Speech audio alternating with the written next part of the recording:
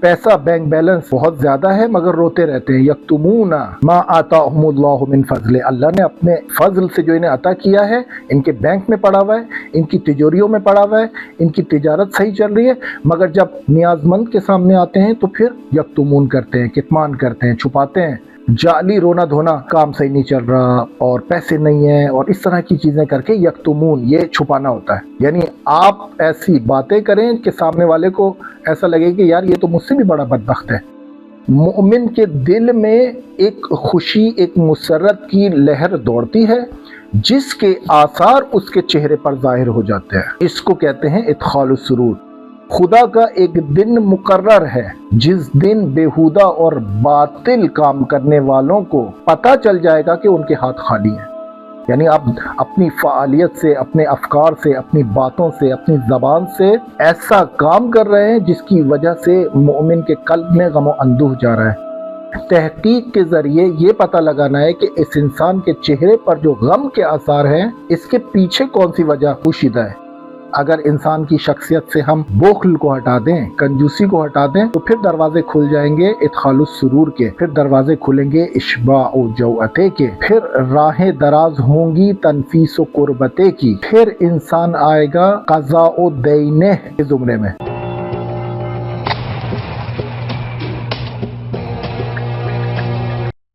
अऊज़ु बिल्लाहि मिनश शैतानिर रजीम, बिस्मिल्लाहिर रहमानिर रहीम, अल्हम्दुलिल्लाहि रब्बिल आलमीन वस्सलातु वस्सलामु अला मुहम्मदिन व आलिहि त्ताहिरीन, अल्लाहुम्मा सल्लि अला मुहम्मदिन व आलि मुहम्मद व अज्जिल फरजहुम। अज़ीज़ान, आज एक और मुहिम मौजू की तरफ रोशनी डालेंगे और उसका नाम है इदखालुस सुरूर। हालांकि इस टर्मिनोलॉजी को हम खोलेंगे, यानी इदखाल वही दखला से है, यानी दाखिल करना। क्या दाखिल करना? सुरूर को। सुरूर यानी वही मुसर्रत और शादी और खुशहाली। कहाँ दाखिल करना? फी क़ल्बिल मोमिन, मोमिन के कल्ब में इदखाल सुरूर करना है। ये हमारा मौजू है, ये हमारा टॉपिक है। इसी की ज़ेल में हम डिस्कस करेंगे कि इस्लाम में इदखाल सुरूर यानी क्या, इसकी रुकावटें क्या हैं, इस मौजू को साइकोलॉजी में कैसे देखते हैं, हम कौन से ऐसे काम कर सकते हैं जो इदखाल सुरूर के ज़ुमरे में आए, इदखाल सुरूर की अहमियत क्या है। इदखाल सुरूर की अहमियत से रिलेटेड सिर्फ यही काफ़ी है कि इमाम हुसैन अलैहिस्सलाम अपने जद पैगंबर अकरम सल्लल्लाहु अलैहि वसल्लम से रिवायत करते हैं और वो फरमाते हैं कि अफ़ज़लुल अअमाली बअदस्सलाती इदखालुस सुरूर फ़ी क़ल्बिल मुअमिन, और इसकी एक शर्त के साथ कि बिमा ला इस्म फ़ी। इमाम हुसैन फरमा रहे हैं कि अफ़ज़लुल अमाल, जो अमल है बअदस नमाज, नमाज के बाद इस्लामी तालीमात में, इस्लामी वाजिबात में नमाज के बाद अगर किसी चीज़ का नंबर है तो वो इदखालुस सुरूर फ़ी क़ल्बिल मुअमिन है, और इसके इस शर्त के साथ कि बिमा ला इस्म फ़ी, यानी ऐसी फ़आलियत आप अंजाम दें कि जिसमें गुनाह ना हो। इसको हम खोलेंगे। यानी ये अहमियत के लिए एक ये इमाम हुसैन का जुमला है कि नमाज के बाद इदखालुस सुरूर है, और इसी में पैगंबर अकरम सल्लल्लाहु अलैहि वसल्लम का फरमान है कि मन सर्रा मुमिनन फ़क़द सर्रनी व मन सर्रनी फ़क़द सर्रल्लाह। पैगंबर फरमा रहे हैं कि अगर किसी ने मुसर्रत पहुंचाई एक मोमिन को तो उसने मुझे खुशहाल किया, और जिसने मुझे खुशहाल किया उसने खुदा को खुशहाल किया। तो यहाँ से अहमियत मौजू की हमें पता लग जाती है कि ये इदखालुस सुरूर, इसमें कोई शक नहीं है कि इंसान की आक़िबत बखैर होने में बहुत ही मौसर किरदार अदा करता है। अब इदखालुस सुरूर की मफ़हूम से आशनाई हमारे लिए बहुत मुहिम है। बाज़ औक़ात लोगों ने इस सुरूर की तशरीह और इस सुरूर को इस तरह से माना साजी की है जैसे लोगों को हंसाना। ज़ाहिर है सुरूर को जब हम खोलेंगे तो वो सुरूर मुसर्रत है, मुसर्रत वो चेहरे पर हंसने के आसार। बाज़ औक़ात लोगों ने इश्तिबा यहाँ पर किया है कि लोगों को हंसाना ही इदखालुस सुरूर है। यानी आप बहुत सारे ऐसे कामों को अंजाम दें और ऐसे कामों को अंजाम देने के बाद आप ये सोचें कि मैंने इदखालुस सुरूर जो कि अफ़ज़लुल अअमाली बअदस्सलात था उसे मैंने अदा कर दिया। यहाँ पर ये एक गलत फहमी है जिसको हम दूर करना चाहेंगे। यानी कुछ लोग कहते हैं कि हर तरीके से ही सही لوگوں کو، مومنوں کو ہنسانا، یہ ادخال السرور ہے۔ اسی کے ذیل میں آپ دیکھیں گے کہ بہت ساری بازاری شاعری جو مداحی میں داخل کی گئی ہے وہ اسی غلط فہمی سے ریلیٹڈ ہے کہ سامنے والا بیٹھا ہوا مجمع جتنا ہے وہ خوشحال ہو رہا ہوتا ہے، مسرت کے آثار ان کے چہرے پر آ رہے ہوتے ہیں، اور وہ شخص سمجھ رہا ہوتا ہے کہ یہ ادخال السرور کر رہا ہوں میں۔ یہاں پر حتیٰ دیکھا گیا ہے کہ مسخرے بازی اور لوگوں کی توہین، حتیٰ فحش زبان استعمال کرنے کے ذریعے بھی لوگوں کو ہنسانا لوگ سمجھتے ہیں عبادت ہے۔ یہ غلط فہمی ہے۔ اس غلط فہمی کو جتنا جلدی دور کر سکے اتنا ہمارے لیے بہتر ہے۔ ادخال السرور فی قلب المؤمن ہنسانے کو نہیں کہتے۔ اسی میں اگر ہم شرط دیکھیں جو امام حسین علیہ السلام کی روایت میں ہے کہ یہ بعد الصلاۃ افضل عمل ہے خدا کی نگاہ میں، مگر بما لا اسم فی، اس شرط کو لگا دیا، حالانکہ اس کو آپ بریکٹ میں کر لیں۔ اس شرط کو لگانے کا مقصد یہ ہوا کہ ایسا کام انجام دینا ہے جس میں معصیت خدا نہ ہو، جبکہ ہمیں پتہ ہے کہ فحش کلامی معصیت خدا ہے، ہمیں پتہ ہے کہ توہین کرنا معصیت خدا ہے۔ ایک دوسرے کی توہین کر کر، جھوٹ بول کر لوگوں کو ہنسانا گناہ شمار ہوتا ہے۔ پس یہاں پر جب یہ اسم یعنی گناہ شمار ہوتا ہے، پس ہر وہ کام کرنے سے پرہیز کریں گے جو معصیت خدا کے زمرے میں آتا ہے، یعنی ادخال السرور انجام دیں گے معصیت خدا کے بغیر۔ ہم نے جب یہ کہا کہ یہ لوگوں کی غلط فہمی ہے کہ لوگوں کو مسخرے بازی کر کر، توہین کر کر اور مختلف قسم کی فعالیتیں انجام دے کر لوگوں کو ہنسانا یہ غلط فہمی ہے، اسے ادخال السرور نہیں کہتے۔ ہم اس کو ایک چھوٹے سے واقعہ امام علی ابن ابی طالب علیہ السلام کے ذیل میں ذکر کریں گے، جو کہ یہ واقعہ کتاب اعمالی شیخ صدوق میں درج ہے، کہ اس کو شارٹ اور مختصر کر کے بتائیں کہ امام علی اپنے یاران کے ساتھ ایک جگہ سے گزر رہے ہیں اور کچھ دیر کے لیے توقف کیا تو ایک شخص آیا اور امام علی کی ابا ان کے دوست سے اٹھا کے بھاگ گیا۔ لوگوں نے اس کا تعاقب کیا، اصحاب نے اس کا تعاقب کر کے اسے پا لیا، اس کو امام علی کے سامنے پیش کیا۔ تو امام علی اپنے اصحاب سے پوچھتے ہیں کہ یہ کون ہے؟ تو اصحاب جواب دیتے ہیں کہ یہ مسخرے باز ہے، یہ کوفے کا مسخرے باز انسان ہے۔ کیا کرتا ہے؟ یہ اس طرح کی حرکت کر کے لوگوں کو ہنساتا ہے، لوگوں کی مسرت کا باعث بنتا ہے۔ تو امام علی نے اپنے اصحاب سے کہا اس شخص کے بارے میں کہ اس شخص سے کہہ دو، حالانکہ یہاں پر یہ خود زیبائی رکھتا ہے کلام، کہ امام علی نے اس مسخرے باز سے کلام کرنا پسند نہیں فرمایا اور اپنے اصحاب سے کہا کہ اس شخص سے کہہ دو کہ خدا کا ایک دن مقرر ہے جس دن بیہودہ اور باطل کام کرنے والوں کو پتہ چل جائے گا کہ ان کے ہاتھ خالی ہیں۔ یہ بہت زیبا ہدایت ہے، اور یہ ہدایت امام علی علیہ السلام کے علاوہ کوئی دے نہیں سکتا۔ آپ کو اپورچنٹی چاہیے ہوتی ہے، آپ کو موقع چاہیے ہوتا ہے کہ کہاں پر آپ کون سی بات کریں۔ اگر لوگوں کو ہنسانا، مسخرے بازی اور متعدد فعالیتوں کے ذریعے عبادت شمار ہوتا تو امام علی کبھی بھی اس طرح کا فعل انجام نہیں دیتے۔ ایک جو ہمیں سرزنش دیکھنے کو ملی کہ امام علی نے سرزنش کی ہے ایسے افراد کی اور ایسے مسخرے بازیوں کی جو بیہودہ اور باطل کاموں کو انجام دے کے لوگوں کی مسرت اور ہنسی کا باعث بنتے ہیں۔ تو بس یہ ادخال السرور نہیں ہے۔ آج ہم اپنے معاشرے میں دیکھیں کہ کیا فحش کلامی وجود نہیں رکھتی؟ کیا بیہودہ باتیں اور باطل کاموں کے ذریعے لوگوں کو ہنسایا نہیں جا رہا؟ بالکل ہنسایا جا رہا ہے۔ تو کیا یہ ادخال السرور فی القلب المؤمن کے زمرے میں آتا ہے یا نہیں؟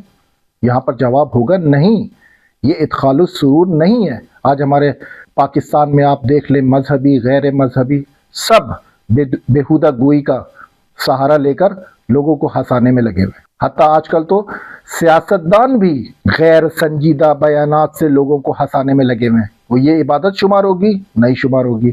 مختلف قسم کے اسٹیج شو ہیں، فحش کلامی اور مسخرے بازی ان کی آمدن کا ذریعہ بن چکا ہے، یعنی متعدد ایسے کانال اور ایسے شبکے وجود رکھتے ہیں جن کو دیکھ کر لوگوں کو ہنسایا جائے، ان کے چہرے پر مسرت کے آثار رونما کیے جائیں۔ اس کو ادخال السرور نہیں کہتے، یہ گناہ ہے۔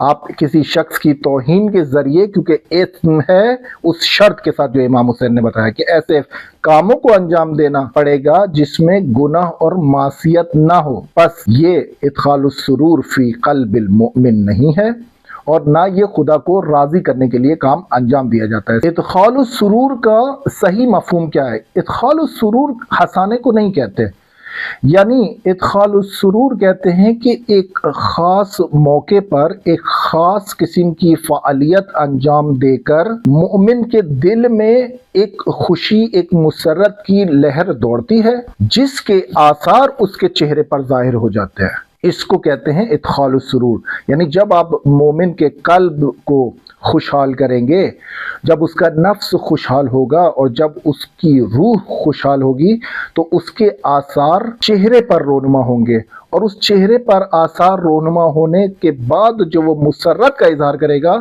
یہ کہلائے گا ادخال السرور۔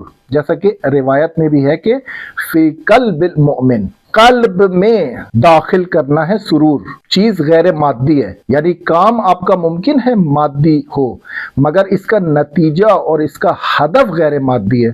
آپ انسان مومن کے قلب میں کوئی چیز داخل تو نہیں کر سکتے، پس سرور ہو جائے گا غیر مادی، اور وہ فعالیت جو انسان انجام دے گا مومن کو خوشی دینے کے لیے وہ ہوگی مادی۔ یہاں پر اس بات کی بھی نشاندہی کر دیں کہ ادخال السرور جب نماز کے بعد افضل الاعمال ہے تو پھر اس کے مقابلے میں ایک خطرہ بھی لاحق ہے، اور اس کو کہتے ہیں ادخال الحزن فی قلب المؤمن۔ یعنی کیا؟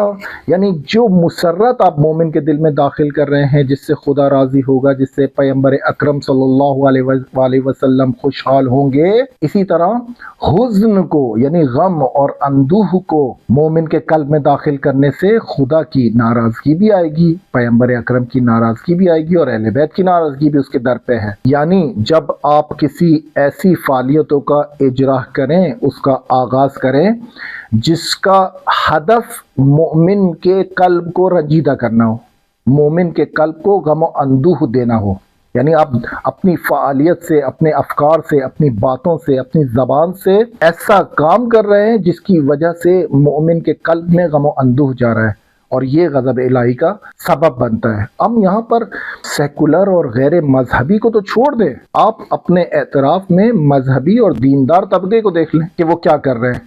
آیا ادخال الحزن فی القلب المؤمن انجام دے رہے ہیں یا نہیں؟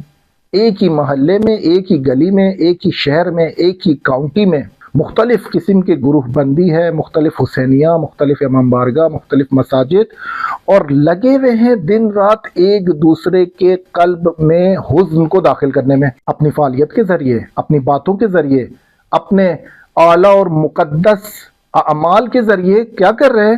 ادخال الحزن فی القلب المؤمن، مومنین کے قلب کو رنجیدہ کر رہے ہیں، اس میں داخل کر رہے ہیں غم و اندوہ کو، اور اس کا نام لگایا ہوا ہے مذہبی فعالیت، اس کا نام لگایا ہوا ہے آپ نے کوئی مداحی یا کوئی جشن یا کوئی مجلس عزا سے ریلیٹڈ۔ عزیزان دیکھیں، بعض اوقات ہمیں کسی چیز کی طرف رغبت دلائی جاتی ہے۔ اسلامی تعلیمات میں، تربیت اسلامی میں ہمیں کہا جاتا ہے کہ آپ یہ کام کیجئے، یہ کام کرنے کے بعد آپ سے خدا راضی ہوگا، آپ کو ثواب ملے گا، آپ کو اجر عظیم ملے گا۔ جب اسی چیز کی رغبت دلائی جا رہی ہے تو پھر ٹیکنیکلی ہمیں جو بات سمجھ میں آتی ہے، اس حکم کے برعکس عمل کرنے سے نتیجہ برعکس ہوتا ہے۔ ضروری نہیں ہے کہ یہ بھی چیز روایت میں آئے اور قرآنی آیات میں آئے۔ قرآنی آیات میں آپ کو ایک حکم دیا جاتا ہے کہ یہ کام انجام دو، یہ تم پر فرض ہے۔ جب امر خدا آ جاتا ہے تو اس امر کے پیچھے ثواب بھی ہوتا ہے اور اجر بھی ہوتا ہے، بس یہ مقدمہ بنتا ہے۔ اب کوئی کہے کہ ادخال الحزن کے بارے میں تو ہمیں کوئی روایت نہیں ملتی، ادخال الحزن تو یہ ٹرمینالوجی نہیں ہے۔ نہیں، یہ ٹرمینالوجی عقلی ہے، نقلی نہیں ہے۔ یعنی ایسا نہیں ہے کہ ہر چیز، ہر بات جو آپ کو سمجھائی جائے وہ آپ کو روایت میں ملنی چاہیے۔ عاقلانہ طور پر دسترسی پیدا کرنی ہوتی ہے۔ آپ کو جب یہ پتہ چل گیا کہ ثواب ہے، افضل الاعمال بعد الصلاۃ ہے، نماز کے بعد بزرگ ترین اعمال میں سے ایک ہے، اور یہ خدا کی اور پیغمبر کی خوشحالی کا ذریعہ بنتا ہے، تو بس اس کے برعکس عمل کرنا، یعنی اگر آپ نے خوشی کے بجائے حزن کو اور غم و اندوہ کو مومن کے قلب میں دیا تو پھر اس کا نتیجہ برعکس ہوگا، یعنی مومن کے قلب میں حزن و غم و اندوہ کو داخل کرنے سے خدا کی پناہ مانگے۔ یہاں پر اب سوال ہوگا کہ آگا آپ کہہ رہے ہیں کہ ادخال السرور بہت عظیم ہے، اس کو انجام دینا ہے، تو ہم ایسا کیا کریں جو ادخال السرور के मंजिलों में आए, ऐसे कौन से अमाल अंजाम दें। वैसे तो बहुत सारे रीज छोटे छोटे अमाल हैं जो इसके जुमरे में आ सकते हैं, मगर हम रुजू करते हैं इमाम जाफर सादिक अलैहिस्सलाम से कि उनकी एक रिवायत उसूल काफी में जिल्द नंबर 2 में हमें इसी मौजू के अंदर देखने को मिली, और वो ये है कि अन अबी अब्दुल्लाह अलैहिस्सलाम क़ाल मिन अहब्बिल अअमालि इलल्लाहि अज़्ज़ व जल्ल इदख़ालुस सुरूरि अलल मुअमिन इशबाउ जौअतिहि औ तनफीसु कुर्बतिहि औ क़ज़ाउ दैनिहि। यहाँ पर इमाम जाफर सादिक अलैहिस्सलाम फरमा रहे हैं कि बहुत सारे अमाल ऐसे हैं जिनमें से ये 3 अमाल इदखालुस सुरूर फी क़ल्बिल मोमिन का बाइस बनते हैं, और वो 3 अमाल ये हैं इशबाओ जौअते। इसको एक एक करके हम डिस्कस करेंगे। इशबाओ जौअते यानी भूख की हालत को ख़त्म करना। भूख की हालत कैसे ख़त्म होगी? आज हम अपने पाकिस्तान में देखें मुताद्दिद ऐसे खैरिन हैं, मुताद्दिद ऐसे इदारे हैं, ईदी है, चीपा है, JDC है, और इस तरह के मुख्तलिफ ऐसे अफराद जो इस काम में लगे हुए हैं कि खुदा इनकी काविशों को कबूल करे, भूख की हालत को मोमिन से दूर कर रहे हैं। यही जो इमाम जाफर सादिक अलैहिस्सलाम फरमा रहे हैं इशबा और जौअते, यानी मोमिन के भूख की हालत को ख़त्म करना, ये भी इदखालुस सुरूर के ज़ुमरे में आता है। मगर इशबा और जौअते का मफहूम वसी है, वुसअत रखता है। सिर्फ खाना खिला देने से ये मफहूम हल नहीं होता। सरसरी तौर पर अगर निगाह करें तो ये बात दुरुस्त है, इदखालुस सुरूर है। अगर किसी इंसान ने इशबा और जौअते के ज़ेल में किसी भूखे को खाना खिला दिया तो ये भी इदखालुस सुरूर होगा, मगर इसका अगर वुसअत पैदा करे ये मफहूम अपना, तो इसको सिर्फ खाना खिलाने की हद तक महदूद नहीं कर सकते, क्योंकि बाद में बहुत सारे मसाइल भी क्रिएट होते हैं जिसकी तरफ किसी की निशानदेही नहीं है। इशबा और जौअते का मफहूम ऐसा, यानी किसी इंसान, किसी मोमिन को ऐसे वसाइल फराम कर देना जिसकी वजह से उसके भूख और खाने पीने की मुश्किलात पे दर पे ना आए और वो ख़त्म हो जाए। ऐसे वसाइल उसको फराम कर देना, ना ये कि सुबह दोपहर शाम आप वो बंदा अपनी फैमिली और बच्चे को लेके रोड पे बैठा हुआ है, और इससे इज्जत नफ्स भी मजरू होती है और हर कोई ये काम अंजाम भी नहीं देता। बस हम देखेंगे कि इशबा और जौअते ऐसा नहीं है कि आपने रोड पे बिठा के कनाते लगा के खाना खिला दिया लोगों को, एक वक्त का, 2 वक्त का, या रमज़ान में या और किसी मौके पर। इशबा और जौअते का मफहूम ऐसे वसाइल इंसान को फराम कर देना, मोमिन को फराम कर देना, टेंशन्स या फाइनेंशियली सर्कमटेंसेस उसके ऐसे ना हो जिसकी वजह से वो हालत भूख में जाए। भूख की हालत को ख़त्म करना, इसको कहते हैं इशबा और जौअते। दूसरा है तनफीसो कुर्बते। तनफीसो कुर्बते आसान अल्फाजों में समझाएं तो इसको कहते हैं चेहरे से गम की हालत को हटा देना, गम जुदाई करना। यानी इंसान का, मोमिन का एक चेहरा है, उसके चेहरे पर बहुत सारी वजूहात की बिना पर गम के आसार हैं। आपने देखा है ना कोई इंसान जिसकी तरफ कुरान ने भी इशारा करते हुए कहा है कि तुम इन नियाजमंदों को जो सवाल नहीं करते इनके चेहरों से पहचानोगे। उनके चेहरे से तनफीसु कुर्बते करना है, यानी उनको एक गम की हालत है उनके चेहरे पर बहुत सारी वजूहात की बिना पर। जब ये वजूहात ख़त्म होगी तो फिर इसको कहेंगे आप तनफीसु कुर्बते, यानी इसके चेहरे से गमजुदाई कर दी हमने, जो इदखालुस सुरूर बनेगा। जैसे पहले अर्ज किया कि गम की हालत चेहरे पर आना मुवक्खर है, ताखीर में है। मुकद्दम क्या है? मुकद्दम पहले वो हुज़्न है, वो गम है उसका जो उसके दिल के अंदर है। अब आपने अटैक किस पे करना है? आपने अपनी फालियत किस पे अंजाम देनी है? आपने तहकीक के ज़रिए ये पता लगाना है कि इस इंसान के चेहरे पर जो गम के आसार हैं, इसके पीछे कौन सी वजह पोशीदा है। जब आप उस वजह तक पहुँचेंगे, जब आपके पास वो रीज़न आएगा, तो आप उस रीज़न को ख़त्म करने के लिए जो भी अमाल अंजाम देंगे वो कहलाएगा इदखालुस सुरूर तनफीसो कुर्बते के ज़ेल में, जो कि इमाम जाफर सादिक ने दूसरी चीज़ बयान की। आज एक इंसान को अगर आप देखें, उसको कौन कौन सी मुश्किलात का सामना है। घरेलू वसाइल है, बिजली गैस का बिल, नौकरी की परेशानियां, बीवी बच्चों की अखराजात, शादी के अखराजात, स्कूल कॉलेज की फीस। ये इंसान गम की हालत में बैठा होता है, उसके चेहरे पर गम के आसार रोनुमा है। अब मोमिन का फर्ज क्या है?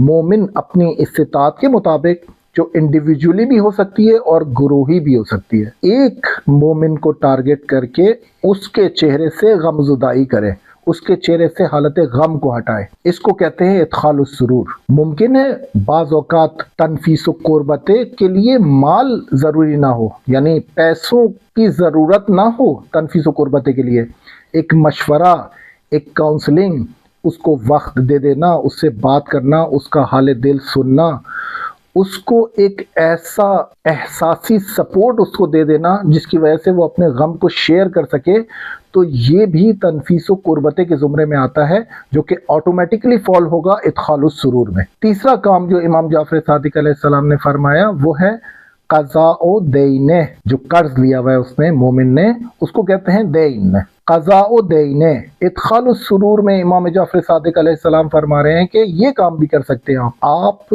کسی مومن کا قرض بھی ادا کر سکتے ہیں، جس کی وجہ سے اس کے دل میں آپ مسرت کی لہر دوڑائیں گے، ادخال السرور کریں گے۔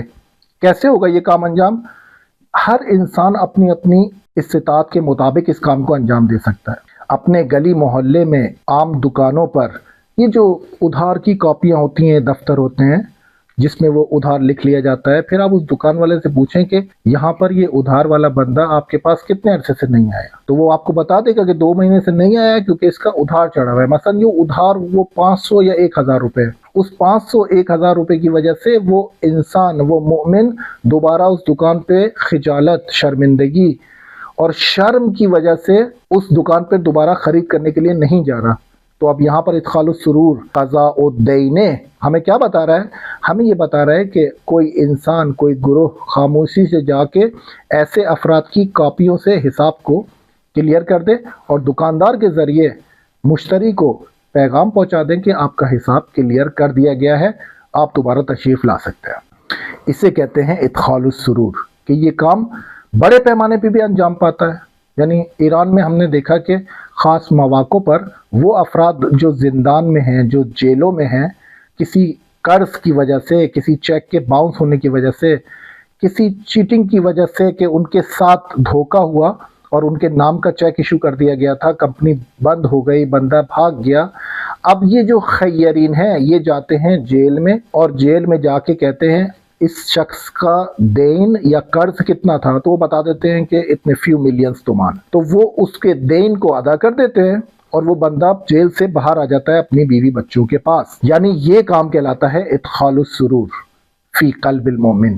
یہ ہر طریقے سے انجام دیا جا سکتا ہے۔ بس ہم نے یہاں پر 3 چیزوں کو بیان کیا امام جعفر صادق علیہ السلام کی روایت کی روشنی میں کہ ادخال السرور بعد از نماز افضل عمل ہے، اور یہ 3 چیزوں کے ذریعے بھی انجام پاتا ہے۔ اس میں محصور نہیں کرنا ہے، یعنی صرف یہ 3 کام نہیں ہے، یہاں پر من احب الاعمال ہے، یعنی وہ محبوب ترین اعمال میں سے یہ 3 بھی ہیں جو کہ اہمیت رکھتے ہیں۔ اشباع و جوعت، تنفیس و قربت، او قضاء و دین۔ تو یہاں پر یا آپ بھوک کی حالت ختم کر دیں، یا آپ مومن کے چہرے سے غم زدائی کر دیں، غم کی حالت کو ہٹا دیں، یا اس کے قرض کو ادا کر دیں۔ یہاں تک تو ہمیں سمجھ میں آ گیا کہ ادخال السرور فی قلب المؤمن بہت اہم ہے۔ اب اس کی رکاوٹ کیا ہے؟ ہمیں یہ پتہ لگانا پڑے گا کہ ادخال السرور کو انجام کیوں نہیں دیا جاتا، اور ڈیفینیٹلی اس کے پیچھے کوئی مقدمہ ہے، ضرور بالضرور اس کے پیچھے کوئی رکاوٹ ہے، کوئی معنی ہے، کوئی صد ہے۔ اس صد کو ہمیں دیکھنا پڑے گا، یعنی انسان کی وہ کون سی صفت ہے جو اگر انسان کے نفس میں اور اس کی شخصیت میں آ جائے تو پھر وہ چاہ کر بھی وہ کام انجام نہیں دے پائے گا، جو پیغمبر اکرم کی خوشحالی کا باعث ہے، جو خدا کی خوشحالی کا باعث ہے، اور جو اہل بیت علیہ السلام کی خوشحالی کا باعث بنتا ہے۔ لوگوں کو یہ بات پتہ ہے کہ دوسروں کی مدد کرنا، دوسروں کو کھانا کھلانا، دوسروں کی چہرے سے غم زدائی کرنا یہ اچھا کام ہے، یہ ایک ثواب کا کام ہے، مگر ہم دیکھتے ہیں کہ پھر بھی اس عمل میں غفلت ہوتی ہے، پھر بھی ان اعمال کو تاخیر میں ڈالا جاتا ہے۔ اس کے پیچھے انسان کی ایک ہی صفت ہے، اور اس صفت کو کہتے ہیں کنجوسی، بخل، خساست۔ یعنی بخل انسان کے اندر اگر آ جائے، کنجوسی کی صفت اگر اس کا ایک ظاہر بن جائے، تو پھر یہ انسان ادخال السرور کے منزل میں نہیں پہنچ سکتا، یعنی یہ وہ کوئی ایسا کام نہیں کر سکتا جس سے مومن کے قلب میں خوشی کی لہر دوڑے۔ قرآن اور روایات میں کنجوسی اور خساست اور بخل سے ریلیٹڈ ممانعت کی گئی ہے کہ کنجوس نہیں بننا ہے، बखील नहीं बनना है आपने। बोखल अरबी में बोखल, बखील, या कुरान में आप देखेंगे बखिलू या बखलून या बखीलुन, ये जुमले कुरान में और रिवायात में मौजूद हैं। इसका मतलब है कंजूस, जिसको इंग्लिश में स्टिंजिनेस भी कहते हैं, कंजूसी, खसीस फारसी में इसको कहते हैं खिसासत, खसीस इंसान। यानी इंसान को अगर ये सारी इत्तलात जो इस्लामी रिवायात में और कुरान में और अहादीस में मौजूद हैं, बोखल से रिलेटेड, कंजूसी से रिलेटेड, अगर ये बता दी जाए तो ये मुसलमान सारी ज़िंदगी फ़क्र तंगदस्त होने को तरजीह देगा, मगर कभी भी तरजीह नहीं देगा कि ये बखील और कंजूस इंसान बने। अगर एक इंसान को बता दी जाए, उसको समझा दी जाए, क्योंकि हमारे यहाँ बताने का रिवाज ज़्यादा है, मगर उस बताई गई बात को खोलना और उसको वुसअत देने का रिवाज कमतर है। तो खोला जाए, इंसान को बताया जाए कि बखील होना, कंजूस होना सिर्फ एक आदि चीज़ नहीं है, इसके पीछे बहुत सारी चीज़ें हैं। यानी यही तन्हा रुकावट है जो इंसान को इदखालुस सुरूर से रोकती है। अगर इसकी इस्लाह हो जाए तो बहुत से काम आसान हो जाएंगे। अगर इंसान की शख्सियत से हम बोखल को हटा दें, कंजूसी को हटा दें, तो फिर दरवाजे खुल जाएंगे इदखालुस सुरूर के, फिर दरवाजे खुलेंगे इश्बाउ जौअते के, फिर राहें दराज होंगी तनफीसो कुर्बते की, फिर इंसान आएगा क़ज़ाओ दैने के ज़ुमरे में। यानी ये हमने रुकावट, कंजूसी, असल कंजूसी होती है जो इंसान को रोकती है बहुत सारे आमाल को अंजाम देने में। इस्लामी रिवायात में कंजूसी को आप आतिशे नारे जहन्नम से तशबीह दी है, खुदा और रसूल की नाराहती का बायस बनाया, यही कंजूसी। गुनाहों की जड़ इसको कहा गया है, हसरत दर आखिरत और दुनियावी और उखरवी सआदत से दूरी और लोगों में तन्हा हो जाना, आइसोलेशन, ये सारे वो मतालिब हैं जो इस्लामी रिवायात में कंजूसी के बाब में हैं, बखील के बाब में हैं।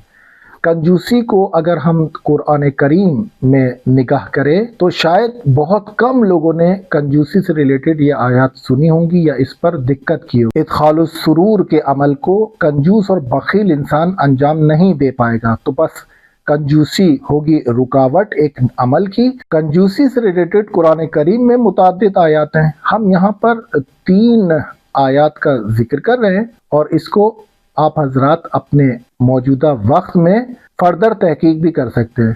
कुरान करीम सूरह आले इमरान में फरमाता है कि वला यहसबन्नल्लज़ीना यबखलूना बिमा आताहुमुल्लाहु मिन फज़लिही हुवा खैरुल लहुम बल हुवा शर्रुल लहुम सयुतव्वक़ूना मा बखिलू बिही यौमल क़ियामति वलिल्लाहि मीरासुस समावाति वल अर्द वल्लाहु बिमा तअमलूना खबीर। यहाँ पर कुरान मजीद कह रहा है कि ये लोग गुमान ना करें जो कंजूसी बरतते हैं, किस बारे में? बिमा आताहुमुल्लाहु मिन फज़ले, जो अल्लाह ने इन्हें अता किया है ये इसमें कंजूसी करते हैं, बोखल करते हैं, खसीस बन जाते हैं।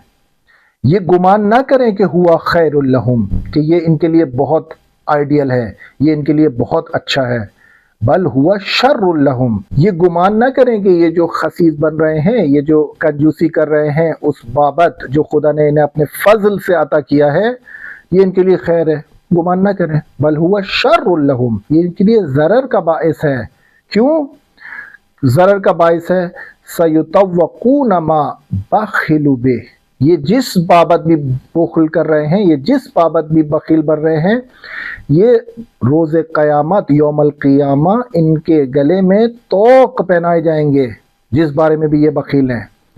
और ऐसा मत समझो कि खुदा के ख़जाने खाली हैं, खुदा तुम्हारा मोहताज है, तुम्हारे पास पैसे हैं, खुदा ने तुमसे चाहे कि तुम पैसे दे दो। खुदा ने आगे कहा कि वलिल्लाहि मीरासुस समावाति वल अर्द, अल्लाह की मीरास है जो कुछ ज़मीन और आसमान में है। तो ये जो तुम्हारे पास है ये भी दरअसल खुदा का है। वल्लाहु बिमा तअमलूना खबीर, अल्लाह तो जानता है, उसके पास खबर है, उसके पास अखबार है जो तुम अमल करते हो। दूसरी आयत में कुरान फरमाता है कि अल्लज़ीना यबखलूना व यअमुरूना अन्नास बिलबुख्ल व यक्तुमूना मा आताहुमुल्लाहु मिन फज़लिहि व अअतदना लिलकाफिरीना अज़ाबन मुहीना।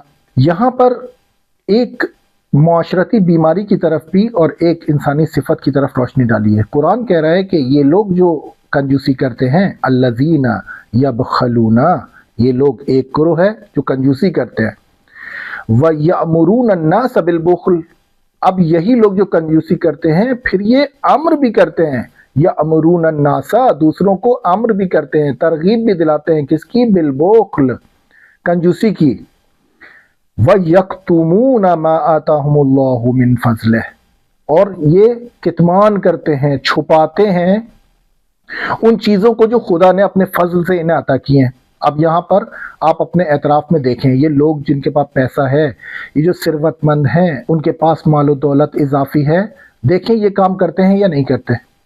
ایک کنجوسی کرتے ہیں، یبخلون، دوسرا کام کرتے ہیں یأمرون، اور تیسرا کام کرتے ہیں یکتمون، یعنی بخل کرتے ہیں، پھر اس بخل کو امر بھی کرتے ہیں دوسروں کو، یعنی دوسروں کو بھی ترغیب کہتے ہیں کہ مت دینا، تم بھی ہیلپ نہیں کرنا، تم بھی ان لوگوں کی نیاز مندوں کی ہیلپ مت کرنا، تم بھی ایسا مت کرنا، بخل کی ترویج بھی کرتے ہیں۔ اور پھر یکتمون، چھپاتے بھی ہیں، یعنی ہمیشہ روتے رہتے ہیں۔ دیکھا نا آپ نے، پیسہ بینک بیلنس بہت زیادہ ہے مگر روتے رہتے ہیں۔ یکتمون ما آتاہم اللہ من فضل، اللہ نے اپنے فضل سے جو انہیں عطا کیا ہے، ان کے بینک میں پڑا ہوا ہے، ان کی تجوریوں میں پڑا ہوا ہے، ان کی تجارت صحیح چل رہی ہے، مگر جب نیاز مند کے سامنے آتے ہیں تو پھر یکتمون کرتے ہیں، کتمان کرتے ہیں، چھپاتے ہیں، اور جعلی رونا دھونا، کام صحیح نہیں چل رہا اور پیسے نہیں ہیں اور اس طرح کی چیزیں کر کے یکتمون، یہ چھپانا ہوتا ہے۔ یعنی آپ ایسی باتیں کریں کہ سامنے والے کو ایسا لگے کہ یار یہ تو مجھ سے بھی بڑا بدبخت ہے، اس کو کہتے ہیں یکتمون، کہ چھپانا، یہ چھپاتے ہیں۔ اور یہ جو لوگ یأمرون الناس بالبخل کرتے ہیں، یہ بھی اسی طرح کے ہیں، خود تو نہیں دیتے کسی نیاز مند کو، اور جب یہ دیکھتے ہیں کہ دوسرا دے رہا ہے، دوسرا خیر ہے، کسی کو کھانا کھلا رہا ہے، کسی کا قرض دے رہا ہے، یا کسی کے چہرے سے غم کی حالت کو جدا کرنے کے لیے کسی بچے کی، کسی یتیم کی کالج اسکول کی فیس دے رہا ہے، تو یہ یأمرون الناس والا گروہ جاتا ہے، اس کو بھی منع کرتا ہے، بولتے مت دو، تمہارا لاس ہو رہا ہے، تمہیں نقصان ہو رہا ہے۔ بس یہاں پر خدا نے کہا کہ ہم نے بھڑکائی ہوئی ہے ایک آگ ان کافرین کے لیے۔ حالانکہ ممکن ہے یہاں پر یہ انسان مومن کام انجام دے رہا ہو، جو دعویٰ کرتا ہے کہ وہ ایمان والا ہے، جو دعویٰ کرتا ہے مسلمان ہے، مگر اس عمل کو انجام دینے کے بعد قرآن اس کو کہہ رہا ہے کہ للکافرین عذاب مہین، یہ عمل کفر کے زمرے میں آ رہا ہے عزیزان۔ تو بس کافر صرف وہ نہیں ہے جو خدا کا انکار کرے، اس آیت کے ذیل میں جو بخل کرتا ہے اور جو کنجوسی کی راہ ہموار کرتا ہے، دوسروں کو امر کرتا ہے، دوسروں کو حکم دیتا ہے کنجوسی کا، اور جو اپنے خدا کے فضل سے جو اس کے پاس مال و دولت ہے وہ چھپاتا ہے، یہ تین کام انجام دینے سے آپ کافر کے زمرے میں آ جائیں گے۔ کفر کر رہے ہیں نا آپ، چھپانے والے کو کفر کہتے ہیں، یعنی انکار کر رہے ہیں آپ۔ کس چیز کا انکار کر رہے ہیں؟ خدا کی حدود کا انکار کر رہے ہیں۔ خدا نے آپ کو کہا ہے کہ بخیل نہیں بننا، آپ نے سخی بننا ہے، مگر آپ بخیل بننے پر آمادہ ہیں، آپ کنجوس بننے پر آمادہ ہیں۔ سورہ زاریات میں جہاں پر متقین کی بیان کی گئی ہے بات، وہاں پر اسی موضوع سے ریلیٹڈ آیت ہے، اور وہاں پر فرمایا کہ وَفِي أَمْوَالِهِمْ حَقٌّ لِلسَّائِلِ وَالْمَحْرُومِ، متقین کے بارے میں جب قرآن بیان کر رہا ہے سورہ زاریات میں، تو وہاں پر کہہ رہا ہے کہ وَفِي أَمْوَالِهِمْ حَقٌّ لِلسَّائِلِ، یعنی یہ ان کے جو متقین کا جو مال ہے، متقین کے پاس جو ثروت ہے، ان کے پاس جو دولت ہے، اس میں حق ہے کس کا؟ وہ جو سوال کرتے ہیں نیاز مندان، اور وہ جو محروم ہیں بہت ساری ضروریات زندگی کے لیے، ان کا حق ہے متقین کے اکاؤنٹس میں، متقین کے پاس جو پیسہ ہے۔ اگر متقین ہیں، اگر آپ کا اور میرا ماننا ہے کہ امام علی کو ہم کہتے ہیں امام المتقین، اور وہ متقیوں کے امام ہیں، اور میں اور آپ متقی ہیں، تو قرآن سورہ زاریات میں اگر جا کے دیکھیں تو وہاں پر آپ کا ایک شعر مشخص کر رہا ہے قرآن، اور کہہ رہا ہے کہ فی اموالہم حق للسائل والمحروم، یعنی ایک شعر آپ کے مال میں سوال کرنے والوں کا، نیاز مندوں کا اور محروم لوگوں کا ہے، اگر آپ متقی ہیں۔ اور اگر آپ اس سے ہٹ کے کوئی ہیں تو پھر یہ آیات آپ پر اطلاق نہیں ہوتی۔ اسی طرح ہم روایات میں، ہم نے قرآن میں دیکھا کہ بخل سے ریلیٹڈ، جو کہ بہت بڑی رکاوٹ ہے ادخال السرور میں، بخل کے بارے میں کلیئر کٹ ہمیں ایک سینیریو سامنے آ گیا کہ قرآن نے ہمیں کس چیز کی طرف رغبت دلائی ہے اور کس چیز سے روکا ہے۔ روایت معصومین کی طرف بھی نگاہ کرتے ہیں اور دیکھتے ہیں کہ کتنی مطابقت رکھتی ہیں اسی بخل اور کنجوسی اور خسیس ہونے سے ریلیٹڈ۔ پیغمبر اکرم صلی اللہ علیہ وآلہ وسلم کی روایت ہے، جاہل سخی احب الی اللہ من عابد بخیل۔ پیغمبر فرما رہے ہیں کہ جاہل سخی اگر ہو، جاہل انسان اگر سخی ہو، ہاتھ اس کا کھلا ہوا ہو اور لوگوں کی مدد کرتا ہو، ادخال السرور کرتا ہو، اشباع و جوعت انجام دیتا ہو، تنفیس و قربت انجام دیتا ہو، قضاء الدین، مگر جاہل ہے۔ پیغمبر فرما رہے ہیں کہ یہ جاہل اگر سخی ہو تو یہ احب الی اللہ من عابد، یہ اللہ کے نزدیک اس عابد سے، کنجوس سے بہت بہتر ہے۔ عابد کنجوس ہے نا، عابد کنجوس یعنی یہی امام بسر مولانا ہے، لباس پیغمبر پہنے، لباس پیغمبر پہننے کے بعد بھی ان کے اندر سخاوت نہیں ہے۔ بس یہاں پیغمبر یہی فرما رہے ہیں، پیغمبر فرما رہے ہیں کہ وہ جاہل جو سخی ہے وہ اللہ کے نزدیک اہمیت رکھتا ہے، اس کا عمل زیادہ محبت والا ہے اس عابد سے، اس دیندار سے، اس مذہبی سے جو کہ بخیل ہے، من عابد بخیل۔ ایک اور روایت میں پیغمبر اکرم صلی اللہ علیہ وآلہ وسلم فرماتے ہیں کہ البخیل بعید من اللہ، بعید من الناس، قریب من النار۔ بہت ہی زیبا جملہ ہے، یعنی اگر یہ انسان سمجھ لے کنجوس کبھی نہیں بنے گا۔ پیغمبر فرما رہے ہیں کہ یہ جو بخیل ہے یہ اللہ سے دور ہے، لوگوں سے بھی دور ہے، مگر آتش جہنم سے بہت نزدیک ہے یہ انسان، یہ جو کنجوس ہے۔ ایک روایت میں امام علی علیہ السلام فرماتے ہیں کہ النظر الی البخیل یقسی القلب۔ امام علی کہہ رہے ہیں کہ آپ بخیل، آپ کنجوس انسان کی طرف نگاہ کرنے سے بھی دل قسی ہو جاتا ہے، شقی ہو جاتا ہے، دل سخت ہو جاتا ہے۔ صرف نگاہ کر رہے ہیں آپ اچھے انسان ہیں، آپ بہت ادخال السرور کرنے والے ہیں، مگر امام علی کہہ رہے ہیں کہ بخیل انسان کے چہرے کی طرف دیکھنے سے بھی انسان کا دل قسی القلب ہو جاتا ہے انسان۔ کیوں؟ کیونکہ کنجوسی کی صفت جب انسان میں آتی ہے تو کنجوسی انسان کو شقی بناتی ہے اور اس کے اندر ایسی گناہ اور ایسی انرجی منفی اس کے اندر آ جاتی ہیں کہ اس کے چہرے سے مومن، اس کو کہا گیا ہے کہ آپ اس پہ نگاہ نہ کریں۔ یعنی کیا؟ یعنی اس پہ نگاہ نہ کریں، اس کو نزدیک نہ لائیں، اس کے نزدیک نہ جائیں۔ اگر آپ کو پتہ ہے کہ ایک انسان ہے بخیل، اس سے اعراض کریں، اس سے دور رہیں، اس سے۔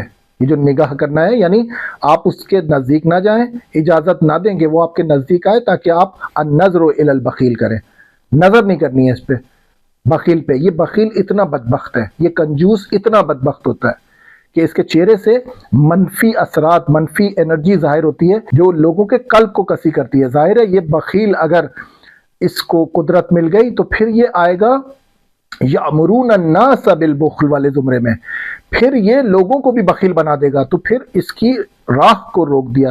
امام علی نے کہا کہ اس پر نظر کرنے سے بھی بچو، اس کی طرف نگاہ کرنے سے بھی بچو بخیل سے، یہ اس قدر نحس و بدبخت ہے۔ بہار الانوار میں اسی ٹاپک سے ریلیٹڈ ایک بہت ہی طویل حدیث ہے، روایت ہے پیغمبر اکرم سے ریلیٹڈ کہ پیغمبر در حال طواف ہے اور ایک انسان کو، پیغمبر نے ایک مسلمان کو دیکھا کہ وہ غلاف کعبہ سے لپٹا ہوا ہے، زار زار گریہ کر رہا ہے، دعائیں کر رہا ہے اور اپنے گناہ کو زمین و آسمان سے بزرگ قرار دے رہا ہے، سمندر سے بزرگ، کوہ پہاڑوں سے بزرگ۔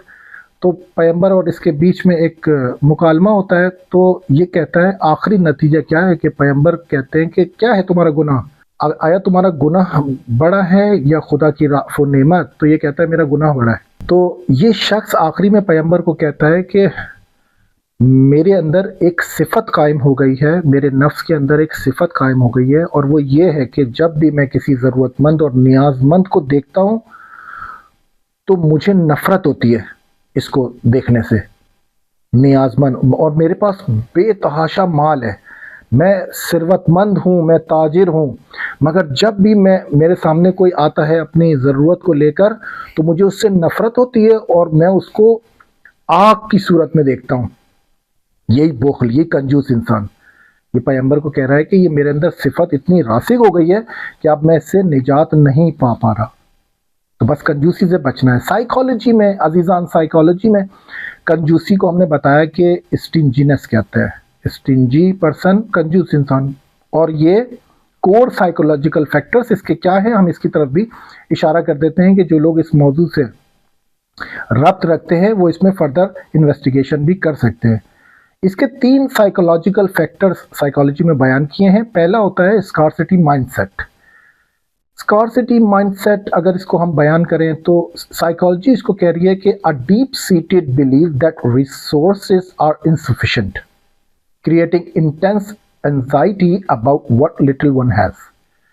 یعنی اسکارسٹی مائنڈ سیٹ ایک انسان کا مائنڈ سیٹ بن جاتا ہے جو اس کے راسخ ہو جاتا ہے، اس کے ایمان کا، اس کے عقائد کا ایک جز بن جاتا ہے.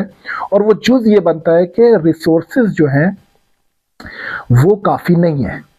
اس کا مائنڈ سیٹ یہ ہوتا ہے. اب یہ جو اس کے دماغ میں عقیدہ بنا ہوا ہے کہ ریسورسز کافی نہیں ہے، یہ اس کو کیا کرتا ہے، یہ اس کو انٹینس اینزائٹی میں ڈالتا ہے. یعنی وہ اس کو اتنے اضطراب میں ڈالے گا کہ جو بھی اس کے پاس ہے وہ اس کو کھو دینے سے ڈرے. اس کو اضطراب ہو جاتا ہے کہ کیونکہ ریسورسز کافی نہیں ہیں، اب مجھے یہ ادخال السرور نہیں کرنا، مجھے دینا نہیں ہے لوگوں کو. سائیکالوجی نے ڈسکس کیا اس پر، اسٹنجینس پر، جو رکاوٹ ہے ادخال السرور کی، جو رکاوٹ ہے سخی بننے کی. دوسرا بولتے ہیں کہ fear and insecurity. Fear and insecurity میں لکھتے ہیں کہ underlying anxiety about the future, basic needs اور لوزنگ کنٹرول. یہ فیئر، یہ خوف اور یہ انسیکیورٹی، یہ ناامنیت کیوں ہے؟ یہ اس کے نیچے ایک اضطراب چھپا ہوا ہے اور اس کو کہتے ہیں اباؤٹ دا فیوچر.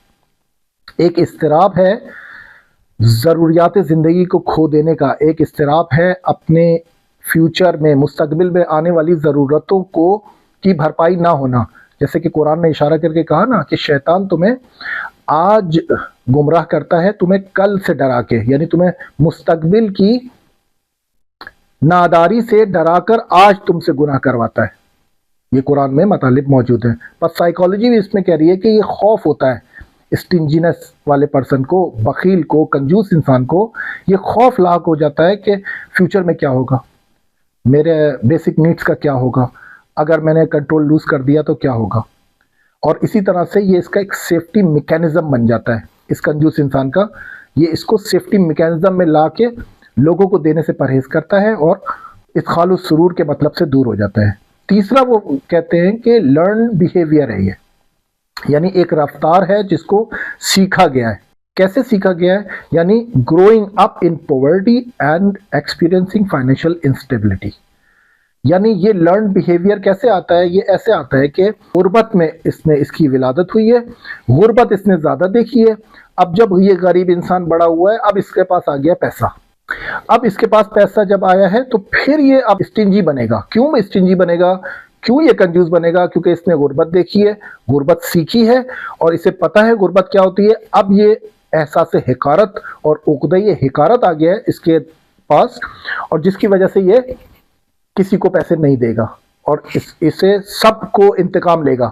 یعنی جب بھی آپ اس سے پیسے مانگنے جائیں گے، یہ کوئی نہ کوئی کہانی کر کے یکتمون ما آتاہم اللہ من فضل کرے گا. جب بھی آپ اس کے پاس جائیں گے یہ چھپائے گا، ہمیشہ روتا دھوتا رہے گا. کیوں؟ غربت میں بڑا ہوا ہے، اب غربت اس پر حاوی آئی ہے اور اس نے ایسے فائنینشیل انسٹیبلٹی ایکسپیرینس کیے ہیں، تجربے کیے ہیں زندگی میں، جس کی وجہ سے اب یہ دوسروں کی مدد نہیں کرے گا. یہ کس کا عقدہ حقارت بنا ہوا ہے. یہاں پر مینیفیسٹیشن آف اسٹنجینس کو ذرا ذکر کر دیں جو سائیکالوجی نے بہت ذکر کیا ہے. یعنی یہ جو کنجوسی ہے یہ ظہور کیسے کرتی ہے، یہ مینیفیسٹ کیسے کرتی ہے. 3 یہاں پر حالتیں ذکر کی ہیں سائیکالوجی نے. ایک حالت ہے فائنینشیل، دوسری حالت ہے ایموشنل اور تیسری ہے بیہیویئر. ہمارا محض گمان ہے کہ کنجوس انسان، ہم جب بھی کہتے ہیں کنجوس انسان تو شاید کسی کے ذہن میں آئے کہ او یہ پیسے نہیں دیتا، یہ مال نہیں دیتا. نہیں، انفاق نہ کرنے کو کنجوس نہیں کہتے، صرف پیسوں کو نہ دینے کو کنجوس نہیں کہتے. یہ مینیفیسٹیشن جو ہے اسٹنجینس کی یہ 3 طرح سے ظاہر ہوتی ہیں. جس طرح مثال کے طور پہ ایک انسان مشکوک ہے، مشکوک انسان، اب یہ کہاں اس کی یہ شک کی بیماری ظاہر ہوگی؟ یہ خانوادے فیملی پر شک کرے گا، یہ جب نماز کے لیے وضو کرے گا تو اس کو شک ہوگا کہ کتنا پانی ڈالا، چہرہ صحیح سے دھویا ہے نہیں دھویا، ہاتھ کہاں تک دھوئے ہیں نہیں دھوئے۔ جب یہ غسل کرنے جائے گا تو پوری پوری ٹنکیاں یہ خالی کرے گا، شک ہے نا، مشکوک انسان ہے۔ جب یہ گھر سے کام کے لیے نکلے گا لاک لگا کے تو پھر دوبارہ سے واپس آئے گا چیک کرنے کے لیے کہ لاک صحیح سے لگایا ہے، کیونکہ شک ہے۔ شک کی بیماری میں مبتلا انسان یہ شک مینیفیسٹ کرتا ہے زندگی کے مختلف شعبوں میں۔ اسی طرح اسٹنجنس یا کنجوسی اگر انسان کی صفات کا حصہ بن جائے تو پھر یہ ظہور کرتی ہیں عواطفی اور احساساتی طور پر، مالی طور پر اور رفتاری طور پر۔ فائنینشیل جو سائیکالوجی نے بتایا ہے کہ یہ refusing to spend even when necessary, being cheap, holding money and positions. Financially کیسے یہ مینیفیسٹ کرتی ہے؟ یہ لوگ کہہ رہے ہیں کہ حتی نیاز، حتی ضرورت ہے اس انسان کو پھر بھی خرچ نہیں کرے گا، کنجوس ہے۔ اپنے لیے بھی، دوسروں کے لیے تو چھوڑ دیں، یہ کنجوس انسان اپنے پر بھی ظلم کرتا ہے۔ حتی جب اس کو ضرورت ہے بینگ چیپ بن جاتا ہے۔ چیپ کیا بن جاتا ہے؟ جاتا ہے چکو چونے کرتا ہے دکان پہ جا کے، اتنا ڈسکاؤنٹ مانگتا ہے، آخری میں وہ بغیر چیز لیے واپس آ جاتا ہے، بینگ چیپ۔ اور ہورڈنگ ڈس آرڈر یعنی احتکار کرنا، جمع کرنا چیزوں کو، اپنی پوزیشنز کو، جو وسائل اس کے پاس ہیں وہ جمع کرتا ہے، یہ فائنینشیل میں آتا ہے۔ اس کے بعد ہے ایموشنل۔ جو کنجوس انسان ہے یہ اپنے احساسات بھی کسی کو نہیں دیتا۔ ایسا نہ سمجھے کہ یہ جو کنجوس ہے صرف مال نہیں دیتا، یہ احساس نہیں دیتا کسی کو، یہ وقت نہیں دیتا کسی کو، یہ نہ دین کو وقت دیتا ہے، نہ دنیا کو، نہ کسی ادارے کو، نہ کسی اچھے کام کو۔ کیوں؟ اسٹنجینس اس کے اندر آ گئی ہے، بخل آ گیا اس کے اندر، یہ یبخلون کا مزاج بنا ہوا ہے۔ اب یہ احساسات نہیں دے گا کسی کو، کیوں احساسات دے، کیوں اپنا وقت دے؟ نہ مال دے گا، نہ وقت، نہ احساسات، نہ کسی کی کیئر کرے گا، نہ کائنڈنس کی اس کو کوئی خبر ہے، نہ کسی کو ایموشنل سپورٹ دے گا، نہ کسی دوست سے اپنا وقت اسپینڈ کر کے کسی دوست کے حال احوال یہ آدھا گھنٹہ 1 گھنٹہ اس سے بات نہیں کرے گا۔ کیوں؟ کیونکہ کنجوس ہے، اپنا وقت بھی نہیں دیکھا، نہ اپنے احساسات۔ اور تیسرا ہے بیہیویئر یعنی رفتاری یعنی کیا؟ یعنی اپنے آپ کو روکے گا، ریلیکٹنس ٹو شیئر، روکے گا اپنے آپ کو کچھ شیئر کرنے سے لوگوں سے، یعنی جو اس کے پاس ہے وہ اس کو ریلیکٹ کرے گا، نہیں دے گا۔ اب رفتار ہے نا، یہ انسان کے اعضاء و جوارے سے جو چیز انجام پائے وہ رفتاری میں آتا ہے۔ پس نہیں دے گا کسی کو جو بھی اس کے پاس ہے، شیئر کرنے سے روکے گا۔ پس یہاں پر سائیکالوجی نے بتایا کہ یہ مینیفیسٹ کرتی ہے فائنینشیل، ایموشنل اور بیہیویئر۔ ہمیں یہاں پر پتہ لگ جانا چاہیے کہ ادخال السرور بہت اہم ہے، ادخال السرور کو انجام دینا ہے۔ عزیزان، آج ہر دور سے بیشتر آج ہمیں ضرورت ہے ادخال السرور کو انجام دینے کی۔ اب یہاں پر کوئی یہ سمجھے کہ میں ادخال السرور انجام دوں تو کیا ہوگا؟ ادخال السرور انجام دیں تو آپ پیغمبر اکرم صلی اللہ علیہ وآلہ وسلم کی خوشحالی کا باعث بنیں گے۔ اور پیغمبر فرماتے ہیں کہ من سرنی فقط سر اللہ، جس نے مجھے خوشحال کیا اس نے خدا کو خوشحال کیا۔ جب آپ خدا کو خوشحال کریں گے تو یہ ادخال السرور اور یہ انفاق اور یہ دینے کے ذریعے وَلِلَّهِ مِيرَاثُ السَّمَاوَاتِ وَالْأَرْضِ، میراث ساری زمین و آسمان کے اللہ کے پاس ہے۔ اللہ نے آپ سے اور ہم سے چاہا ہے کہ آپ اللہ کا ہاتھ بنیں زمین پر۔ جب آپ اللہ کا ہاتھ بنیں گے، جب آپ یہ زمینہ اپنے اندر فراہم کریں گے کہ خدایا میں حاضر ہوں، مجھ سے کام لے لے۔ لوگوں کو رزق دینا خدا کا کام ہے، لوگوں کو غم سے نجات دینا خدا کا کام ہے، لوگوں کا پیٹ بھرنا، ان کی بھوک کو ختم کرنا، ان کو رزق پہنچانا خدا کا کام ہے، لوگوں کے مشکلات کی ادائیگی، قرض کی ادائیگی خدا کا کام ہے۔ جب ایک انسان قرض میں ڈوبا ہوا ہے، جب ایک انسان بھوکا ہے، اس کو بھوک لگ رہی ہے، یا جب ایک انسان غم کی حالت میں ہے تو وہ خدا سے راز و نیاز کرتا ہے نا۔ جب وہ خدا سے راز و نیاز کرتا ہے تو پھر خدا زمین میں انتخاب کرتا ہے اپنے مومن بندے کہ میں کس کو انتخاب کروں جو جا کر ادخال السرور فی قلب المؤمن انجام دے۔ تو ہم اگر زمینہ فراہم نہیں کریں گے، اپنے نفس سے کنجوسی کی صفت نہیں ہٹائیں گے، اپنے اسٹیٹس کو خدا کی بارگاہ میں اویلیبلٹی موڈ پہ نہیں لگائیں گے تو پھر یقین جان لیں کہ خدا ہمارا انتخاب نہیں کرے گا۔ آج ایسے بہت سے بدبخت لوگ ہیں جو مال و ثروت جمع کر چکے ہیں، جو کسی کو کچھ نہیں دیتے، اور ان کا یہ گمان ہے کہ ہوا خیر لہم، جس کو قرآن کہتا ہے کہ بل ہوا شر لہم، یہ ان کے گلے میں طوق پہنائے جائیں گے۔ کیوں؟ کیونکہ یہ گمان کر رہے ہیں کہ میں نے کسی کو نہیں دیا۔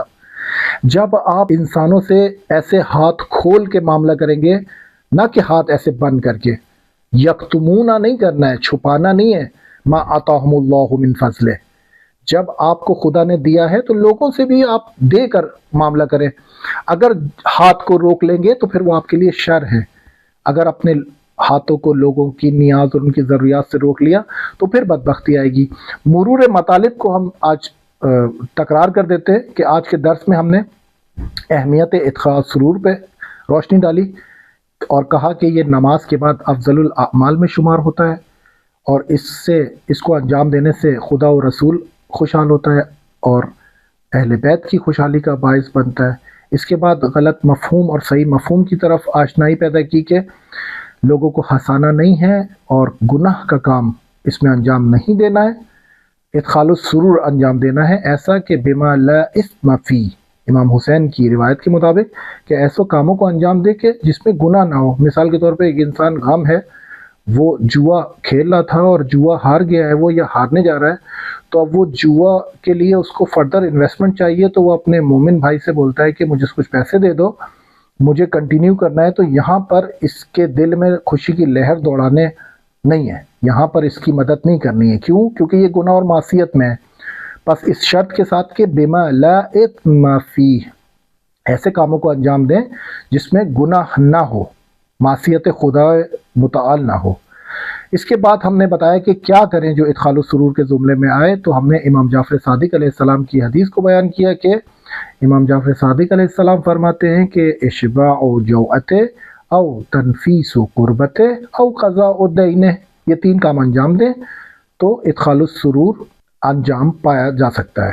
اس کے بعد ہم نے بتایا کہ ادخال السرور کی رکاوٹ کیا ہے۔ رکاوٹ کنجوسی ہے، رکاوٹ بخل ہے۔ بخل کو ہم نے قرآن سے بھی آیات کے ذریعے اور روایات سے بھی ذریعے بتایا، اور بخل کو ہم نے سائیکالوجی میں بھی ڈسکس کیا کہ کور سائیکولوجیکل فیکٹرز اور مینیفیسٹیشن آف اسٹنجینس کیسے بیان کی گئی ہے۔ تو وہاں پر ہم نے بتایا کہ وہ رفتاری بھی ہے، ایموشنل بھی ہے، اور فائنینشیل اور مالی بھی ہے۔ نتیجہ گیری کیا لیں گے عزیزان آج کے درس سے ہم، کہ ایک علم نفسیات میں، سائیکالوجی میں تحقیق کی گئی ہے اس بات پر کہ کنجوسی انسان کی ایک پیچیدہ صفت ہے، ایک کمپلیکس پرسنالٹی ڈس آرڈر ہے۔ کمپلیکس پرسنالٹی ہے جو انسان خواہش نہیں کرتا، کنجوس اسٹنجی بنا ہوا ہے۔ یہ ایک پیچیدہ صفت ہے جس کے ریشے کو ختم کرنا بہت ضروری ہے۔ ریشہ کیسے اس کا ختم ہوگا، اس کی جڑ کیسے ختم ہوگی؟ اس کی جڑ ختم ہوگی احکام خدا کی پاسداری اور اہل بیت کے فرامین کی اتباع کرنے سے۔ شیطان جب انسان کو غربت سے ڈراتا ہے، حال میں کنجوسی میں مبتلا کرتا ہے۔ بس ہمیں بھی یہ سمجھ میں آ گیا کہ اگر ہمیں اپنے اندر سے کنجوسی کی صفت کو ہٹانی ہے تو ہمارے پاس کوئی اور چارہ نہیں ہے سوائے اس کے کہ قرآنی آیات پر تحقیق کریں، سر تسلیم خم کر دیں، اور کم کم گریجولی اپنے نفس سے، اپنی شخصیت سے اسٹنجینس اور کنجوسی کی صفت کو دور کریں۔ کنجوسی کا تعلق ہم نے بتایا کہ نہ صرف پیسوں سے نہیں ہے، کنجوسی کا تعلق احساسات سے ہے، وقت سے ہے، احساس و عواطف سے ہے، لوگوں پر لطف و کرم اور کیئر اور کائنڈنس سے بھی ہے۔ یہ بھی کنجوسی کی صفت میں آتی ہیں چیزیں۔ مومن کے دل میں سرور داخل کرنا، یعنی یہاں پر کوئی یہ نہ سمجھے کہ مومن تو صرف وہ ہوتا ہے جو شیعہ ہوتا ہے اور جو اہل بیت کا پیروکار ہے اور امام علی کا پیروکار ہے اور ایک خاص شرائط میں جو تشیع بیان کرتے ہیں۔ نہیں، یہاں پر مومن وہ انسان بھی ہوتا ہے حتی غیر شیعہ۔ یہاں پر ایسا نہیں ہے کہ آپ مومن کو ایک خاص زمرے میں محصور کر دیں اور پھر کسی کی مدد نہ کریں، اپنے اہل سنت بھائیوں کی مدد کریں۔ حتی اگر ادخال السرور غیر مسلموں کے لیے بھی انجام دیں، جو کہ اسلام کی سربلندی کا باعث بنے، جو اہل بیت کی تعلیمات کا باعث بنے، لوگوں کو پتہ لگنا چاہیے کہ یہ ادخال السرور فی قلب المؤمن روایت معصومین علیہ السلام ہے، اگر یہ امام حسین نے فرمایا ہے، اگر جعفر صادق نے اس کی تعلیم دی ہے، اور یہ انسان انجام دے رہا ہے تو مجھے اس کی طرف رغبت دکھانی چاہیے، حتیٰ مسلمان نہ ہو ادخال السرور انجام دیں، حتیٰ اگر مؤمن اور تشیع واقعی کوئی نہ ہو، اہل سنت ہو، اہل تسنن ہو، اس کی بھی مدد کریں، اس کے چہرے سے بھی غم زدائی کریں، اس کی نیاز و ضرورت کو بھی پورا کریں، اس کے قرض کو بھی ادا کریں۔ اس سے اتحاد اور اتفاق کی فضا بھی رونما ہوگی اور خدا کا حکم بھی انجام پائے گا۔ ادخال السرور کو اپنی زندگی میں عزیزان شعار بنا لیں، ایک سلوگن بنا لیں ادخال السرور کو، یعنی آپ کے پاس اگر آپ کی ضرورت سے کچھ زیادہ ہے تو فوراً اس زیادہ ہونے کو ترجیح دیں کہ کسی کی ضرورت کو پورا کریں۔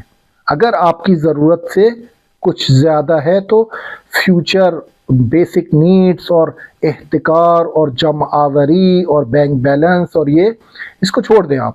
ہم نے دیکھا ہے کہ بینک بیلنس کے بعد بھی انسان کنجوس ہی بنتا ہے، کبھی بھی وہ ایسے مرتبے پہ نہیں آ سکتا۔ بس آپ کی نیاز سے اگر تھوڑا زیادہ ہے تو فوراً دیکھیں کہ آپ کے آس پڑوس میں کس کے چہرے سے غم کی حالت کو ختم کر سکتا ہوں، میں کس کے پیٹ میں بھوک کی حالت کو ختم کر سکتا ہوں، یا میں کس انسان کی دین کی ادائیگی کر سکتا ہوں، اس کے قرض کی ادائیگی کر سکتا ہوں، حالات چھوٹے پیمانے پہ صحیح مگر میں یہ کام کرنا چاہتا ہوں۔ بس اس کو اپنی زندگی کا شعار بنا لیں۔ ادخال الحزن سے ہمیشہ خدا کی پناہ مانگیں، لوگوں کے دلوں میں حزن اور غم کو، اندوہ کو ڈالنے کی کوشش نہ کریں، اس سے خدا ناراضی ہوتا ہے اور ایک انسان کے اندر ایک منفی شخصیت اور منفی کیفیت جنم لیتی ہے جس سے جان چھڑانا بہت مشکل ہو جاتا ہے۔ بس کبھی بھی کوشش نہ کریں کہ کسی انسان کے دل میں حزن کو داخل کریں، ہمیشہ کوشش کریں کہ سرور و مسرت اور شادی اور خوشحالی کو مومن کے قلب میں داخل کریں۔ آج کے لیے اتنا ہی، وصلی اللہ علی محمد و آل محمد۔ چرا ما در این بخش پیشرفت نکردیم؟ باید آسیب شناسی کنیم.